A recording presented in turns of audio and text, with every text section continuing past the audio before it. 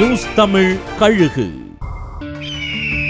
கூட்டணி தர்மம்னு ஒண்ணு இருக்கான்னு கேட்கிற அளவுக்கு முதல்வர் விழாலேயே புறக்கணிக்கப்பட்டிருக்காரு ஒரு கூட்டணி கட்சி எம்எல்ஏ.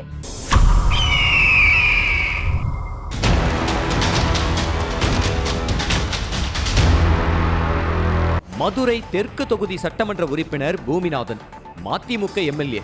இவரோட தொகுதிக்குட்பட்ட பகுதியான காமராஜர் சாலை பகுதியில் தமிழ்நாடு தொழில் வர்த்தக சங்கத்தோட 100வது ஆண்டு நிறைவு விழா நடைபெற்றுச்சு.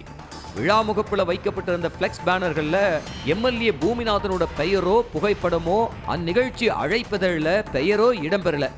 ஆனா அதே சமயம் அமைச்சர்கள் பெயர் முதல்வர் விழாவில் இடம்பெறதும் வழக்கம்னாலும் திமுக மாவட்ட செயலாளரும் வடக்கு சட்டமன்ற உறுப்பினருமான தளபதியின் பெயரும் புகைப்படமும் இடம்பெற்றிருந்திருக்கு.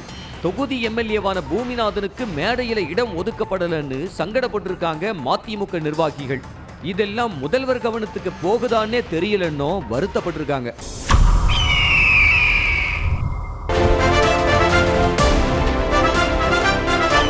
நியூஸ் தமிழ் கழுகு.